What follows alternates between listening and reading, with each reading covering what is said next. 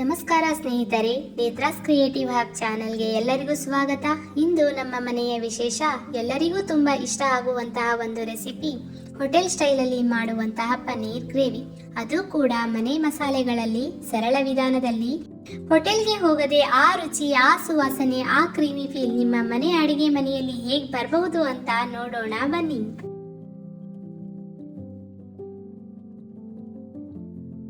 ಇನ್ನೂ ಕೂಡ ನನ್ನ ಚಾನಲ್ನ ಯಾರು ಸಬ್ಸ್ಕ್ರೈಬ್ ಮಾಡದೆ ನೋಡ್ತಾ ಇದ್ದೀರಾ, ಪ್ಲೀಸ್ ಸಬ್ಸ್ಕ್ರೈಬ್ ಮಾಡಿ. ನಿಮ್ಮ ಒಂದು ಕ್ಲಿಕ್ ನನ್ನ ಖುಷಿ ಅಂತ ಹೇಳ್ತಾ ಬನ್ನಿ ನೋಡೋಣ ಯಾವ ರೀತಿ ಮಾಡೋದು ಅಂತ. ಮೊದಲಿಗೆ ಒಂದು ಬಾಣಲೆಯಲ್ಲಿ 2 ಟೇಬಲ್ ಸ್ಪೂನ್ ಎಣ್ಣೆ ಹಾಕಿದ್ದೀನಿ. ಹಾಗೆ ಸ್ವಲ್ಪ ಚಕ್ಕೆ ಮತ್ತು ಲವಂಗವನ್ನು ಹಾಕ್ತಾ ಇದ್ದೀನಿ.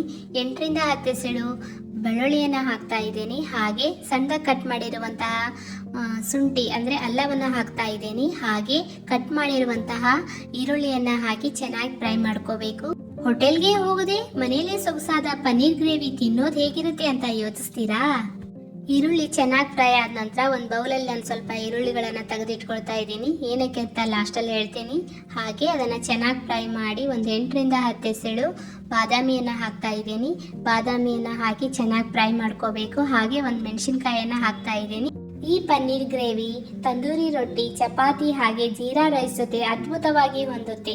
ಮನೆಯಲ್ಲಿ ಅತಿಥಿ ಬಂದರೂ ಕೂಡ ಇದೇ ರೆಸಿಪಿ ಮಾಡಿದರೆ ಖಂಡಿತ ಖುಷಿ ಆಗ್ತಾರೆ. ಚೆನ್ನಾಗಿ ಫ್ರೈ ಮಾಡ್ಕೋಬೇಕು. 2 ಟೊಮೊಟೊ ಹಣ್ಣನ್ನು ಉದ್ದಕ್ಕೆ ಕಟ್ ಮಾಡಿ ಇಟ್ಟಿದ್ದೆ, ಅದನ್ನು ಆ್ಯಡ್ ಮಾಡ್ಕೊಳ್ತಾ ಇದ್ದೀನಿ. ಹಾಗೆ ಚೆನ್ನಾಗಿ ಅದನ್ನು ಫ್ರೈ ಮಾಡ್ಕೋಬೇಕು. ಟೊಮೊಟೊ ಹಣ್ಣು ಮತ್ತು ಈರುಳ್ಳಿ ಚೆನ್ನಾಗಿ ಸ್ಮೂತಾಗಿ ಬರಬೇಕು, ಅಲ್ಲಿವರೆಗೂ ನಾವು ಅದನ್ನು ಫ್ರೈ ಮಾಡಬೇಕು. 1 ಟೇಬಲ್ ಸ್ಪೂನ್ ಚಿಲ್ಲಿ ಪೌಡರ್ ಹಾಗೆ ಸ್ವಲ್ಪವೇ ಅರಿಶಿನವನ್ನು ಹಾಕಿ ಆರೋದಕ್ಕೆ ಬಿಡಬೇಕು. ಆರಿದ ಮೇಲೆ ಅದನ್ನು ಮಿಕ್ಸಿ ಜಾರಲ್ಲಿ ಹಾಕಿ ಚೆನ್ನಾಗಿ ರುಬ್ಕೋಬೇಕು. ಒಂದು ಬೌಲಲ್ಲಿ 2 ಟೇಬಲ್ ಸ್ಪೂನ್ ಹಸಿ ಕಡಲೆ ಹಿಟ್ಟು ಹಾಗೆ ಉಪ್ಪು ಮತ್ತು ಖಾರವನ್ನು ಹಾಕಿ ಪೇಸ್ಟ್ ತಯಾರು ಮಾಡಿ ಇಟ್ಕೊಂಡಿದ್ದೀನಿ. ಅದಕ್ಕೆ ನಾನು ಕಟ್ ಮಾಡಿರುವಂತಹ ಪನ್ನೀರನ್ನು ಹಾಕ್ತಾ ಇದ್ದೀನಿ. ಎಣ್ಣೆ ಕಾಯೋದಕ್ಕೆ ಇಟ್ಟು ಎಣ್ಣೆ ಕಾದ್ಮೇಲೆ ಪನ್ನೀರನ್ನು ಹಾಕಬೇಕು. ಎಣ್ಣೆ ಕಾಯೋವರೆಗೂ ವೇಟ್ ಮಾಡಬೇಕು. ಎಣ್ಣೆ ಕಾದ್ಮೇಲೆ ಮಾತ್ರ ಪನ್ನೀರನ್ನು ಹಾಕಿ. ನೀವು ಅಡ್ವಾನ್ಸಾಗಿ ಹಾಕಿಬಿಟ್ರೆ ಪನ್ನೀರೆಲ್ಲ ಕೆಳಗಡೆ ಅಂಟ್ಕೊಂಡು ಬಿಡುತ್ತೆ. ಸೊ ಅದಕ್ಕೆ ಸ್ವಲ್ಪ ವೇಟ್ ಮಾಡಿ ಪನ್ನೀರನ್ನು ಹಾಕಿ ಚೆನ್ನಾಗಿ ಫ್ರೈ ಮಾಡಿ ಇಟ್ಕೊಳ್ಳಿ. ನಂತರ ಅದೇ ಬಾಣಲೆಯಲ್ಲಿ ಸ್ವಲ್ಪ ಎಣ್ಣೆಯನ್ನು ಹಾಕಿ ಕರಿಬೇವನ್ನು ಹಾಕಿ ಗ್ರೈಂಡ್ ಮಾಡಿದಂತಹ ಮಿಶ್ರಣವನ್ನು ಹಾಕಿ ಚೆನ್ನಾಗಿ ಮಿಕ್ಸ್ ಮಾಡ್ಕೊಳ್ಳಿ. ನಾ ಮಾಡುವಂತಹ ರೆಸಿಪಿ ನಿಮಗೆ ಇಷ್ಟ ಆಯಿತು ಅಂದರೆ ಲೈಕ್ ಮಾಡಿ, ಕಮೆಂಟ್ ಮಾಡಿ ಹಾಗೂ ನನ್ನ ಚಾನಲ್ಗೆ ಸಬ್ಸ್ಕ್ರೈಬ್ ಮಾಡಿ. ನೋಡಿ, ಸಣ್ಣ ಉರಿಯಲ್ಲಿ ನಾವು ಅದನ್ನು ಚೆನ್ನಾಗಿ ಮಿಕ್ಸ್ ಮಾಡ್ಕೋಬೇಕು. ಎಣ್ಣೆ ಮೇಲ್ಗಡೆ ಬರಬೇಕು, ಅಲ್ಲಿವರೆಗೂ ನಾವು ಚೆನ್ನಾಗಿ ಅದನ್ನು ಫ್ರೈ ಮಾಡ್ಕೋತಾ ಇರಬೇಕು. ಹಾಗೆ ನೋಡಿ, ಸ್ವಲ್ಪ ಎಣ್ಣೆ ಮೇಲ್ಗಡೆ ಬರೋದು ಕಾಣ್ತಾ ಇದೆ ನಿಮಗೆ. ಆಗ್ಲೇ ಗ್ರೈಂಡ್ ಮಾಡಿದಂತಹ ಮಸಾಲೆಯನ್ನು ಹಾಕಿದ ಪಾತ್ರೆಗೆ ನೀರನ್ನು ಹಾಕಿ ಅದನ್ನು ಕೂಡ ಇದಕ್ಕೆ ಸೇರಿಸ್ಕೊಳ್ತಾ ಇದ್ದೀನಿ. ನೋಡಿ, ಅದನ್ನು ಚೆನ್ನಾಗಿ ಸ್ಪೂನಿಂದ ಮಿಕ್ಸ್ ಮಾಡ್ಕೋಬೇಕು. ನೋಡಿ, ಚೆನ್ನಾಗಿ ಅದನ್ನು ಮಿಕ್ಸ್ ಮಾಡ್ಕೊಳ್ತಾ ಇರಬೇಕು. ನೀವು ನೋಡ್ಬೋದು, ಇದರಲ್ಲಿ ಮೇಲ್ಗಡೆ ಎಣ್ಣೆ ಬರೋ ಥರ ಕಾಣ್ತಾ ಇದೆ. ಅದೇ ರೀತಿ ನಾವು ಸಣ್ಣ ಉರಿಯಲ್ಲಿ ಅದನ್ನು ಚೆನ್ನಾಗಿ ಮಿಕ್ಸ್ ಮಾಡ್ಕೊಳ್ತಾನೆ ಇರಬೇಕು. ಹಾಗೆ ಬಿಟ್ಟರೆ ತಳ ಹಿಡಿಯೋ ಚಾನ್ಸಸ್ ಇರುತ್ತೆ. ಅದಕ್ಕೆ ಚೆನ್ನಾಗಿ ಮಿಕ್ಸ್ ಮಾಡ್ಕೊಳ್ತಾ ಇರಿ. ನೋಡಿ, ಇವಾಗ ನಾನು 1 ಟೇಬಲ್ ಸ್ಪೂನ್ ಶಾಹಿ ಪನ್ನೀರ್ ಮಸಾಲ ಹಾಕ್ತಾ ಇದ್ದೀನಿ. ಹಾಗೆ 1 ಟೇಬಲ್ ಸ್ಪೂನ್ ಧನಿಯಾ ಪೌಡರನ್ನು ಹಾಕ್ತಾ ಇದ್ದೀನಿ. ಪನ್ನೀರ್ ಮಸಾಲ ಮತ್ತು ಧನಿಯಾ ಪೌಡರನ್ನು ಹಾಕೋದ್ರಿಂದ ಟೇಸ್ಟ್ ತುಂಬ ಚೆನ್ನಾಗಿ ಕೊಡುತ್ತೆ. ಇದನ್ನು ಮೇಲ್ಗಡೆನೇ ಹಾಕಬೇಕು. ನೀವು ಮಿಕ್ಸಿಯಲ್ಲಿ ಹಾಕಿ ಗ್ರೈಂಡ್ ಮಾಡಬೇಡಿ. ಗ್ರೈಂಡ್ ಮಾಡಿದರೆ ಟೇಸ್ಟ್ ಚೇಂಜ್ ಕೊಡುತ್ತೆ.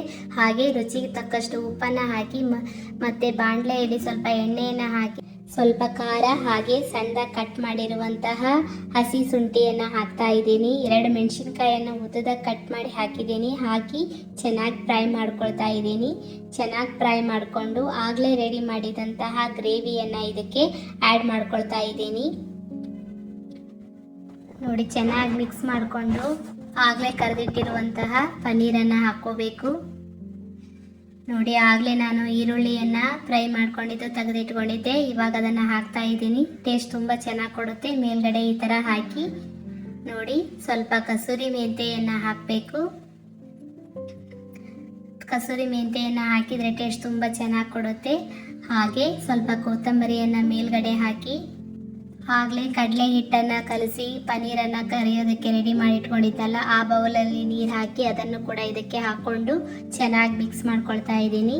ನಿಮ್ಮ ಸರ್ವಿಂಗ್ ಬೌಲಿಗೆ ಸರ್ವ್ ಮಾಡಿ ನಿಮ್ಮ ಪ್ರೀತಿ ಪಾತ್ರರಿಗೆ ಚಪಾತಿ ಜೊತೆ ಸವಿಯಲು ಕೊಡಿ. ವಿಡಿಯೋ ಇಷ್ಟ ಆಯಿತು ಎಂದರೆ ಲೈಕ್ ಮಾಡಿ, ಕಮೆಂಟ್ ಮಾಡಿ ಹಾಗೂ ನಮ್ಮ ಚಾನಲ್ಗೆ ಸಬ್ಸ್ಕ್ರೈಬ್ ಮಾಡಿ. ಮುಂದಿನ ವಿಡಿಯೋದಲ್ಲಿ ಮತ್ತೊಂದು ರುಚಿಕರ ರೆಸಿಪಿ ಜೊತೆ ಸಿಗೋಣ. ಅಲ್ಲಿವರೆಗೂ ಅಡಿಗೆ ಮಾಡ್ತಾ ಇರಿ, ಟೇಸ್ಟ್ ನೋಡ್ತಾ ಇರಿ, ನಗ್ತಾ ಇರಿ. Thank you for